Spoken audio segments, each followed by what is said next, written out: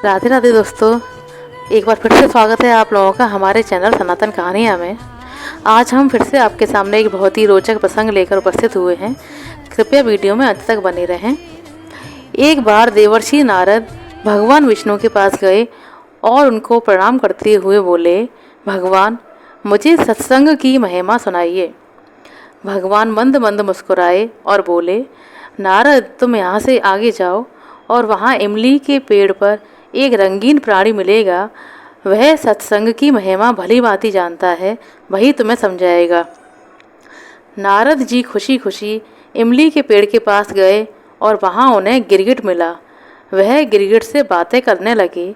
उन्होंने गिरगिट से सत्संग की महिमा के बारे में पूछा। सवाल सुनते ही गिरगिट पेड़ से नीचे गिर गया और झटपटाते हुए अपने प्राण त्याग दिए। नारद जी आश्चर्यचकित हो गए और वापस भगवान विष्णु के पास लौट आए और उनसे बोला, सारी घटना सुनाई और उनसे कहा कि प्रभु ये क्या हुआ। इस बार भगवान बोले कि तुम नगर के धनवान के घर जाओ, वहाँ पिंजड़े में एक तोता मिलेगा। उसी से सत्संग की महिमा पूछ लेना, वह तुम्हें भली भांति बता देगा। नारद जी क्षण भर में धनवान के घर पहुँच गए। वहाँ पहुँचकर तोते से सत्संग का महत्व पूछा। थोड़ी देर बाद ही तोते ने अपनी आंखें बंद कर लीं और उसके प्राण पखेरु उड़ गए। इस बार नारद जी घबरा गए और दौड़े दौड़े भगवान श्री हरि के पास पहुँचे। नारद जी बोले, भगवान यह क्या लीला है? क्या सत्संग का नाम सुनकर प्राण त्याग देना, क्या यही सत्संग की महिमा है? इस बात पर प्रभु पुनः मुस्कुराए और बोले कि तुम्हें जल्द ही समझ आ जाएगा कि सत्संग की क्या महिमा है। इस बार तुम नगर के राजा के महल में जाओ और उनके नवजात पुत्र से अपना प्रश्न पूछो। नारद जी थरथर कांपने लगे और बोले, अभी तक तो पक्षी ने अपने प्राण छोड़े, गिरगिट ने अपने प्राण छोड़े।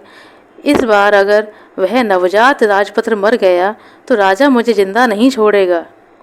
भगवान ने नारद जी के हृदय को भांपा और उनको अभयदान दिया। नारद जी दिल मुट्ठी में रखकर राजमहल आ गए। वहाँ उनका बड़ा ही आदर सत्कार किया गया। अब तक राजा को कोई संतान नहीं थी। बड़ी ही मनोकामना मिन्नतों के पश्चात राजा के यहाँ पुत्र ने जन्म लिया था। अतः पुत्र के जन्म पर बड़े आनंद उल्लास से उत्सव मनाया जा रहा था। नारद जी ने डरते डरते राजा से उसके पुत्र के बारे में पूछा। नारद जी को राजपुत्र के पास ले जाया गया।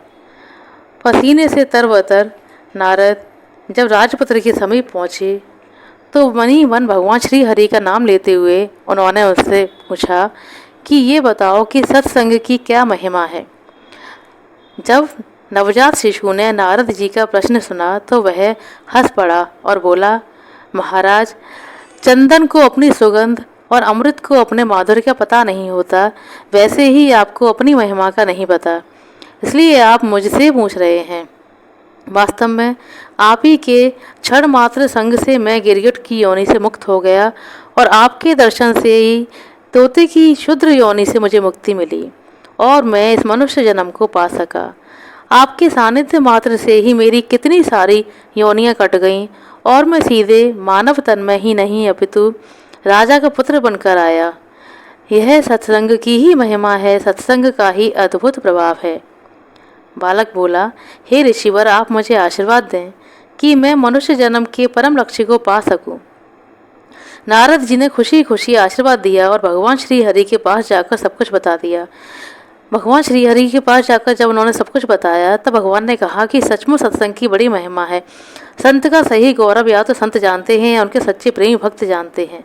कबीरा संगत साधु की नित्रपति कीजे जाए, दुर्मति दूर वहा वसी देसी सुमति बताए।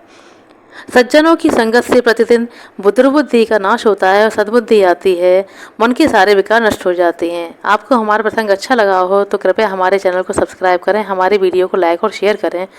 जय श्री हरि बोलिए। भक्तों आपका कल्याण हो, आपका दिन शुभ हो। राधे राधे।